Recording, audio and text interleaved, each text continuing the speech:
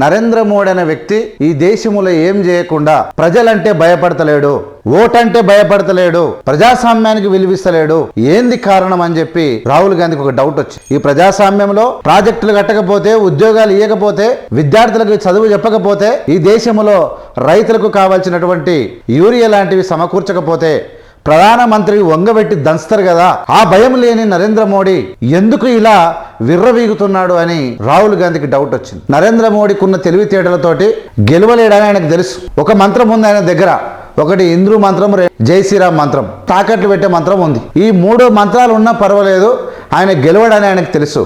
ఎన్నికల కమిషన్ ఉంటుంది ఒకటి. దొంగతనంగా ఒక పనికి మాలినటువంటి ఈ భారతదేశ ప్రజలంటే గౌరవం లేని, ఈ దేశం అంటే గౌరవం లేని ఈ జ్ఞానేష్ కుమార్ అనే అవినీతి పరుణ్ణ లేదంటే ఆశావాన్ని తీసుకొచ్చి ఎన్నికల కమిషన్ పెట్టిరు. ఆ ఎన్నికల కమిషనర్ అత్యంత ప్రమాదకారిగా తయారయ్యండి ఈ భారతదేశం లోపల. ప్రియాంక గాంధీ గారు అందరు చెప్పారు, డర్గా మోడీ అయిపోయింది, ముఖంలో కలలేదు, తప్పు చేసిన వాళ్ళే అయిపోయింది, ఈ దేశానికి ఏం లేదు, అలా పని అయిపోయింది.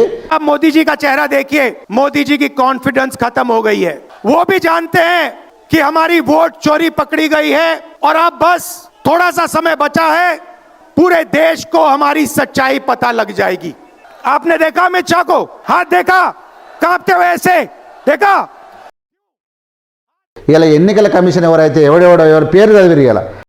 मेरे साथ बोलिए, ज्ञानेश कुमार, सुखबीर सिंह सांधू, विवेक जोशी.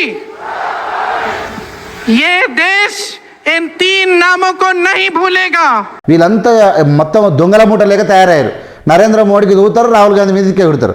ఈ కమిషను రాహుల్ గాంధీ ఏది చెప్పినా ఉల్టా మాట్లాడుతున్నాడు. రాహుల్ గాంధీకి అపోజిట్లో ప్రెస్ మీట్ పెడుతున్నాడు. రాహుల్ గాంధీ తప్పు అంటున్నాడు, రాహుల్ గాంధీ వేస్ట్ అంటున్నాడు. కానీ రాహుల్ గాంధీ అడిగింది ఏది అని అంటున్నాడు. ఇదేంది వీడేవాడు? మాకు బాబాసాహెబ్ అంబేద్కర్ ఓటెక్కిచ్చిండు, ఆ ఓటును దొంగలు ఎవడన్నా దొడ్డిదారిన దుర్వినియోగం చేస్తే ఈ దేశ ప్రజలందరినీ వంగబెట్టి మెడల మీద దంతారని చెప్పి తెలియదా? ప్రజాస్వామ్యాన్ని కాపాడాల్సినటువంటి ఎన్నికల కమిషన్ ఎందుకు రాహుల్ గాంధీ మీద అటాక్ చేస్తున్నాడని దేశం మొత్తం కదా, ప్రపంచం మొత్తం తెలిసిపోయింది. Ram Leela Maidan, the people of India, the karyakartas of Congress party, they came together, they shouted, they gave warning. जरा एक बार जोर से, इतनी जोर से नारा लगाइए कि यहां से गूंजता हुआ प्रधानमंत्री निवास तक जाए, वोट चोर, वोट चोर. In the future what will happen in the country you can see. ప్రజలకు ఆన్సర్ ఇవ్వనటువంటి ఎన్నికల కమిషన్ ఎవడైతే ఉన్నాడో కమిషనర్, వాణ్ణి వంగబెట్టి తన్నాలే. ఎవడైనా కానీ భారత రాజ్యాంగం ప్రజలను నడుచుకపోతే ప్రజలు పండబెట్టి తొక్కుతారు. लेकिन भारत की जनता, भारत का एक एक बेटा, एक एक बेटी जो इस धरती का पुत्र है, जो इस धरती की पुत्री है, वे सब भारत माता के अंश हैं, वे सब एक तरह से भारत माता ही हैं. ఇక్కడ ఒక అద్భుతమైనటువంటి భాషా సంభాషణ ప్రియాంక గారు చెప్తా ఉన్నారు. భారత్ మాతా కీ జై అంటారు అంతే. ఎవరిని? ఇతర వ్యక్తులను అవమానపరచడానికి, కాంగ్రెస్ పార్టీ వాళ్ళని అవమానపరచడానికి, ముస్లింలను అవమానపరచడానికి, లేదంటే క్రిస్టియన్స్ను, లేదంటే ఇతర మస్తస్సును అవమానపరచడానికి కాదు భారతమాత. భారత్ మాతక జయ అంటే అర్థం ఏంటంటే ఈ భారతదేశంలో ఉన్న మహిళలందరూ భారతమాతలే.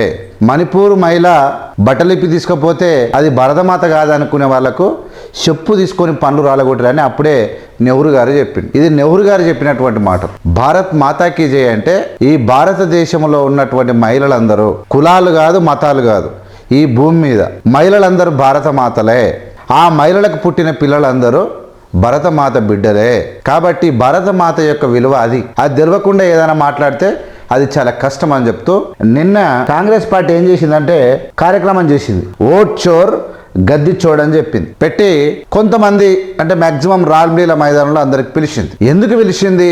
4,000 కిలోమీటర్లే కాదు, రాహుల్ గాంధీ భారతదేశంలో 8,000 కిలోమీటర్లు పాదయాత్ర చేసి ప్రజల యొక్క పరిస్థితులు ఏమున్నాయి, వాళ్ళకు ఉద్యోగాలు ఉన్నాయా, వాళ్ళకి విద్య అందుతుందా, ఈ దేశంలో ఉన్నటువంటి వనరులు ఎలా ఉన్నాయి, నరేంద్ర మోడీ ఏం చేస్తున్నాడని చెప్పి పేద ప్రజల యొక్క స్థితిగతులు ఏందో తెలుసుకోనికి ప్రయత్నం చేసిండు. ఆ 4,000 పాదయాత్ర అయిపోయిన తర్వాత మళ్ళీ 4,000 నడిచిండు. మొత్తం 8,000 కిలోమీటర్లు భారతదేశంలో రాహుల్ గాంధీ నడిస్తే బీహార్లో మొన్న ఎన్నికలు జరిగినాయి. అక్కడ కూడా పెద్ద ఎత్తున పాదయాత్ర చేసిండు. ఇందులో రాహుల్ గాంధీ నరేంద్ర మోడీ అనే వ్యక్తి ఈ దేశంలో ఏం చేయకుండా ప్రజలంటే భయపడతలేడు, ఓటంటే భయపడతలేడు, ప్రజాస్వామ్యానికి విలువిస్తలేడు, ఏంది కారణం అని చెప్పి రాహుల్ గాంధీకి ఒక డౌట్ వచ్చింది. ఈ ప్రజాస్వామ్యంలో ప్రాజెక్టులు కట్టకపోతే, ఉద్యోగాలు ఇవ్వకపోతే, విద్యార్థులకు చదువు చెప్పకపోతే, ఈ దేశంలో రైతులకు కావాల్సినటువంటి యూరియా లాంటివి సమకూర్చకపోతే ప్రధానమంత్రి వంగబెట్టి దంచుతారు కదా, ఆ భయం లేని నరేంద్ర మోడీ ఎందుకు ఇలా విర్రవీగుతున్నాడు అని రాహుల్ గాంధీకి డౌట్ వచ్చింది. డౌట్ వచ్చి రాహుల్ గాంధీ చెక్ చేస్తే ఒక్కొక్క కాన్స్టిట్యున్సీలో దొంగ ఓట్లతోని గెలుస్తా అంటే ఇంతకు మొదలు తెలుసు నరేంద్ర మోడీ చాలా పకడ్బందీగా పద్ధతి ప్రకారంగా భారతదేశంలో నరేంద్ర మోడీకి ఉన్న తెలివితేటలతోటి గెలవలేడని ఆయనకు తెలుసు. ఒక మంత్రం ఉంది ఆయన దగ్గర, ఒకటి ఇంద్రు మంత్రం, రెండోది జై శ్రీరామ్ మంత్రం, రెండోది తాకట్లు పెట్టే మంత్రం ఉంది. ఈ 3 మంత్రాలు ఉన్నా పర్వాలేదు, ఆయన గెలవడని ఆయనకు తెలుసు. కాకపోతే దీన్ని ఏం చేయాలంటే ఫస్ట్ ఈ భారతదేశానికి ఎన్నికల కమిషన్ ఉంటుంది ఒకటి, ECI election commission of India. దాన్ని ఎవరు ఎన్నుకుంటారంటే సుప్రీంకోర్టు ప్రధాన న్యాయమూర్తి, ఈ దేశ ప్రధానమంత్రి, ఈ దేశ ప్రతిపక్ష నాయకుడు, ఈ ముగ్గురు ఓట్లేసి ఎన్నుకుంటారు. కానీ ప్రతిపక్ష నాయకుడిని తీసేసి రాహుల్ గాంధీని తీసేస్తే ప్రజలు వంగబెట్టి దంచుతారు. కానీ సుప్రీంకోర్టు ప్రధాన న్యాయమూర్తి చూస్తే దాడినియే ఫిర్యాదునియే అంటారు కదా, అడిగేతోడు లేడు అనుకొని ఏం చేసినంటే సుప్రీంకోర్టు ప్రధాన న్యాయమూర్తిని తీసేసి రాహుల్ గాంధీ ప్రతిపక్ష నాయకుడిని, ప్రధానమంత్రి 2 సమానమైనవి. అందుకెళ్ళి మళ్ళా ప్రధానమంత్రి మంత్రివర్గంలో ఉన్న ఒక మంత్రిని పెట్టుకొని వాళ్ళిద్దరు 2 ఓట్లు, వీళ్ళిద్దరు 2 ఓట్లు, రాహుల్ గాంధీ 1 ఓటు.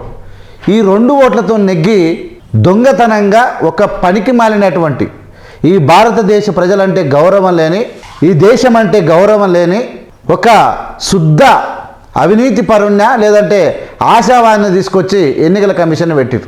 ఆ ఎన్నికల కమిషనర్ అత్యంత ప్రమాదకారిగా తయారయ్యండి ఈ భారతదేశం లోపల. What are the prospects of election commission, what are is duties, how ఈ should respond, why it is not responding the questions of the opposition leaders and people. Rahul Gandhi got very big doubt. ఈ commission Rahul Gandhi ఏది చెప్పినా ఉల్టా మాట్లాడుతున్నాడు. రాహుల్ గాంధీకి అపోజిట్లో press meet పెడుతున్నాడు, రాహుల్ గాంధీ తప్పు అంటున్నాడు, రాహుల్ గాంధీ వేస్ట్ అంటున్నాడు. కానీ రాహుల్ గాంధీ అడిగింది ఏది అని అంటున్నాడు. ఇదేంది, వీడెవడు, మాకు బాబాసాహెబ్ అంబేద్కర్ ఓటెక్కిచ్చిండు, ఆ ఓటును దొంగలు ఎవడన్నా దొడ్డిదారిన దుర్వినియోగం చేస్తే ఈ దేశ ప్రజలందరినీ వంగబెట్టి మెడల మీద దంతారని చెప్పి తెలియదా? ఎవడు వీడు? ప్రజాస్వామ్యాన్ని కాపాడాల్సినటువంటి ఎన్నికల కమిషన్ ఎందుకు రాహుల్ గాంధీ మీద అటాక్ చేస్తున్నాడని దేశం మొత్తం కదా ప్రపంచం మొత్తం తెలిసిపోయింది. వీళ్ళు ఏమంటారంటే, అరే ఎన్నికల కమిషన్ ఇప్పుడు హర్యానాలో ఎలక్షన్ జరిగినాయి, హర్యానాలో ఎలక్షన్ జరిగితే ఓటు పర్సెంటేజ్ సాయంత్రం 5 గంటల తర్వాత 20% పెరిగింది, 15 నుంచి అరే 5 గంటల తర్వాత ఏంది, మ్యాక్సిమము మధ్యాహ్నం పెరగాలి, 1 గంట సేపట్లో 10-20% పెరగడం ఏంది? మాకు డౌట్ ఉంది కాబట్టి నిజంగానే పెరిగినాయా లేదా మేము చూస్తాము. ఆ యొక్క రాజస్థాన్, ఆ హర్యానాలో ఉన్నటువంటి పోలింగ్ బూత్ల సీసీ ఫుటేజీలు కావాలని చెప్పి రాహుల్ గాంధీ అడిగాడు. సీసీ ఫుటేజీలు ఇయ్యం. ఎందుకు ఇయ్యము? ఆ మహిళలు ఓటేనిగా పోతే వాళ్ళ డీటెయిల్స్ ఉంటాయి, వాళ్ళ ముఖాలు కనబడితే మేము ఎట్లిస్తాం అంటే ఒక దొంగ, గజ దొంగ ఎట్లా మాట్లాడుతారో అట్లా మాట్లాడుతుండే ఎన్నికల కమిషనర్. పచ్చి బోకస్ మాటలు మాట్లాడుకుంటూ మేము ఇయ్యమని చెప్పిండు. లాస్ట్కి అడగంగా 45 రోజులు టైం పెట్టిరు. మీ అయ్యే జాగిరా, మీ అబ్బ సొమ్ము ఏమైనా పోతున్నదా?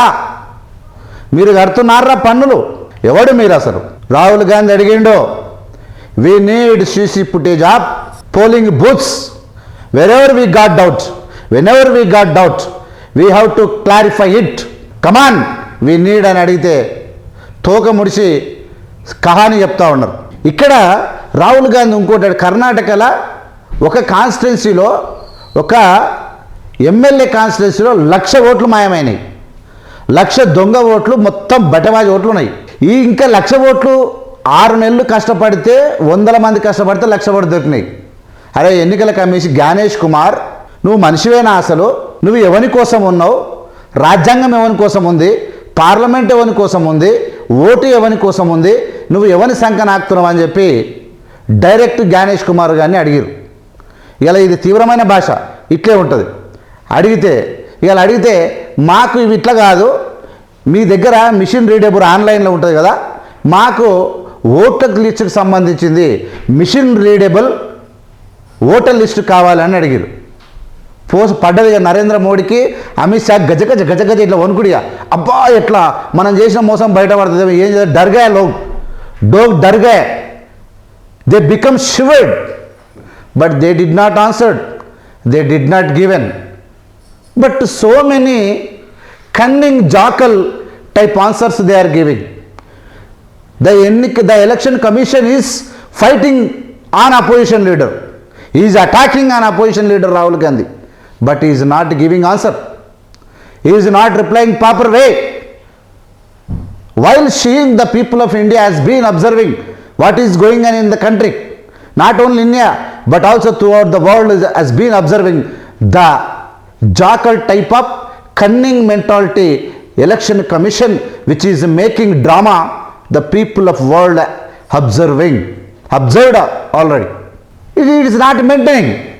They are not giving CC footages, they are not giving mission readable voter list, and they are making very big confusion among the people, among the voters and among the agents. Polling agents, booth leaders will be there in the urban areas and rural areas. Mainly, especially Narendra Modi made concentration on urban areas.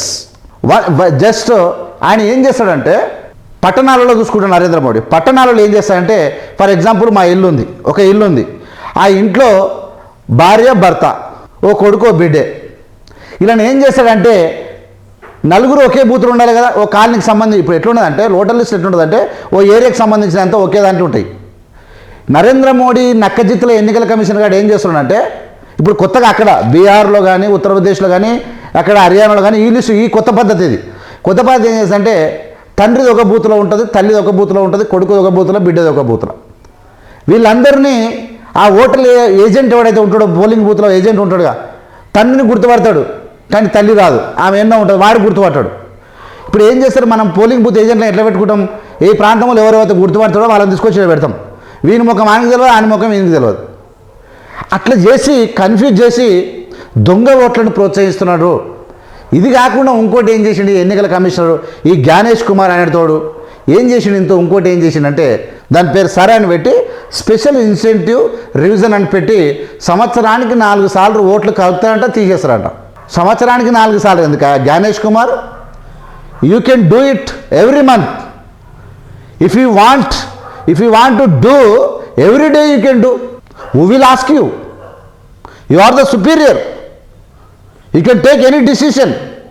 That is why in Delhi Ramlila Maidan the people of India, the Karyakartas of Congress Party, they came together, they shouted, they gave warning. In the future what will happen in the country you can see. నీకు correction చేస్తారంట, సంవత్సరానికి 4 సార్లు అంట ఈయన correction చేస్తారంట, ఏపుతున్నాడు పీకుతున్నాడు, దాన్ని confuse చేసి గాయ చేసి గత్తర చేస్తున్నాడు. ప్రజలకు రెస్పాన్స్ ఇవ్వని, ప్రజలకు ఆన్సర్ ఇవ్వనటువంటి ఎన్నికల కమిషన్ ఎవడైతే ఉన్నాడో కమిషనర్, వాణ్ణి వంగబెట్టి తన్నాలే. ఎవడైనా కానీ భారత రాజ్యాంగం ప్రజలను నడుచుకపోతే ప్రజలు పండబెట్టి తొక్కుతారు. ఇట్ మే బి ద ఎన్నికల commission, may be individual autonomous body.